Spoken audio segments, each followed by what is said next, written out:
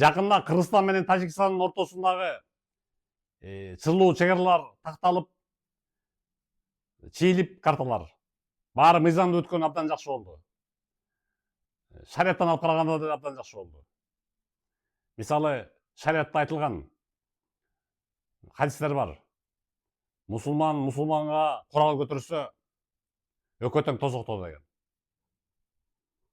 Эмне үчүн андай деп сурашканда сахабалар Мухаммад саллаллаху алейхи вассалам пайгамбардан: ладно, түшүнөбүз, тиги ат өлтүргөнү, биринчи согуш баштаганда курал көтөрүптү. Экинчиси десе, аты өлтүрүлгөнчү десе, анын да ниети ошо болгон дейт. Тигин өлтүрөм деген ниет болгон дейт. Өкөтөң тозокто деген да.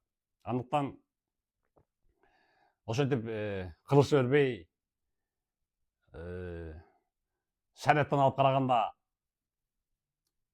сунний тажик кошуналары менен биз да сунний кыргыздарбыз, суннит кыргыздарбыз. Алар суннит тажиктер кырылышпай, чечишип алганыбыз абдан жакшы болду.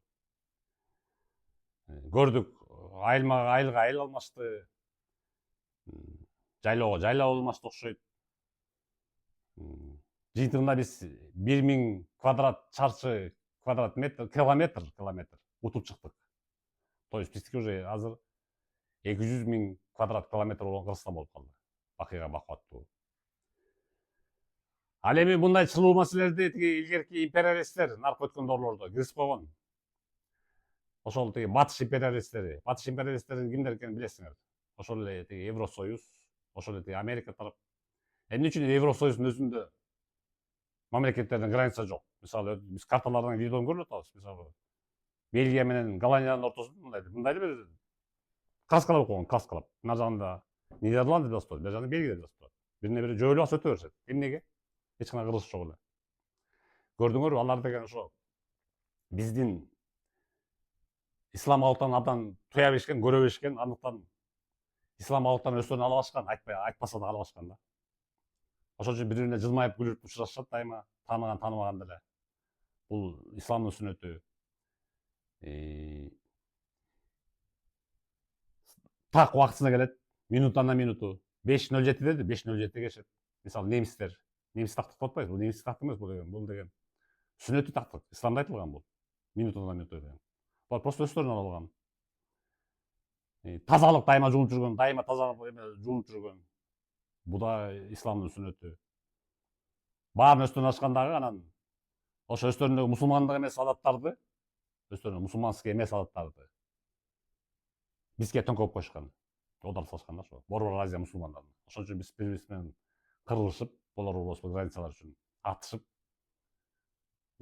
талашып, чыркырашып, улутчу бөлүнүп, улутка да бөлүнбөш керек. Көрдүңөр, Евросоюз эмнеге улут бөлүнбөйт? Аташы эле алар улуттар. Мисалы, немистер, француздар, англичандар аташы эле. А бирок Евросоюз болуп чыкпайбы? Бир аралашып жүрүшпөйбү шенгенский виза болуп. А көрдүңөр, биз болсо, то есть мусулман адаттарын өздөрүнө ала башкан, мусулман адаттарды бизге төңкөп салышкан да. И границаларды чийип коюшкан, мондай. Айып болсо түшүнбөй эле кырылышып атабыз. Болбойт. Антан сүннөткө келген жакшы болду. Жакшы чечилген жакшы болду границалар. Андыктан ошол тиги мен муну ошон үчүн айтайын дегем. Андан кийин эле ошол убакта эле болду, тиги Өзбекстан менен граница чектеп атканда, тактап атканда. Тиги казактар менен Карканы тактап атканда болду, ызчуу оппозиция биздегилер.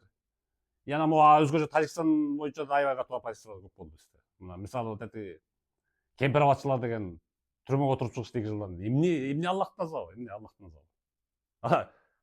Алардын баары ошо кемпир-абадчылардын баары өлөт. Мен да өлөм. Эртең күнү сурак болот, Алла Таала сурайт. Эмне сен улутчусуңбу? Улутчусуң, өзүң мусулманга деп туруп, тозокко түшүрүлөрү мүмкүн буларчы. Толку жок эле калп эле түрмөгө отуруп чыкты 2 жылдан кемпир-абадчылар. Өзөк террор уруп койду. Ну и берип коюптур, берип койсо алды да. Кыргызстанда алды да, туурабы? Жөн эле деп берип койгон жок да. Ошондой эле Каркыга боюнча ызы чуулгандар убагында. Мына казактар деле суннит мусулмандар да. Суннит мусулмандар, туурабы? Бир боорусунда Чечстанда.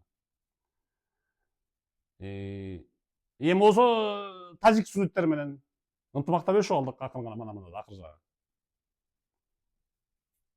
Опять кайра чыгышты жанагы Дастан Айжигитов деген Айжигит Дастан Айжигит Дастановпу жана Айжигит ошол деген жана депутат. Бүгүн эмесин алып коюптур го. Какой-то bir кылмыш үчүн bir жаш баланы сабаган үчүн. Жөндөн эле ал ырып басат этти. Канша Маморкулга камалып кетти, жөндөн эле качып жасай берип, ар кайсын жасай берип. Эмнеге? Анткени булар имандын астыгы, слабыйлыгында иманды. Же ошо сүннөттү, шариатты жакшы түшүнбөгөнү. Түшүнүп атасың? Ушул акыбалда өлүп кетсеңер, тосокко түшүшүңөр мүмкүн да. Антон акыйданы, иманды оңдоп, мусулмандарга как боордош катары карап, бир боорго катары карап. Бөлүнбөгүлө эч качан. Улутка бөлүнбөгүлө. Болду, мусулманмын дедиби? Болду. Ал сенин бир бооруң. Ошону айтайын дедим. Андыктан бул болсо ошол мунун баары эле оңой жол менен келген жок. Акырын айтарым. Биздин высшее руководство странынын көсөмдү көрөгөчү менен болду. Садыр Жапаров башында карап турду, баарын контролдоп. Исполнители Камчыбек Кыдыршаев Ташиев болду. Башында жүрдү. Ошо рабочий группанын баарын иштетип, министрликтин башында жүрүп. Ошол баары жакшы бүттү. Мындан ары ошол, мындан ары бизде экөөбүздө бакубаттык болсун, тынчтык болсун, процветание болсун.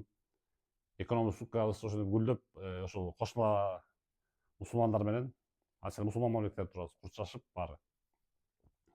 Биз менен ошо алыш бериш өнүгүп, жакшы өнүккөн, гүлдөгөн мамлекеттерден бололу жана акыретте ойлойлу. Мына бүгүн жер титиреди түн ичинде Бишкекте. Баары кудайлап, аллахтап жүгүрүп качты. Ушундайда гана ойлобой, же азыр орозо болуп атат мына Рамазан. Ошо кезде эле Аллах бар турбайбы деп Аллах деп ушундай эле бир ай Аллах деп калган күндөрү унутуп калбай, күндү 5 маал намаз окуп жүрсөк, 5 маал намаз окуп жүрсөк эле Алла Тааланын күнү 5 маал эстеген болобуз. Ошол пока айтарым.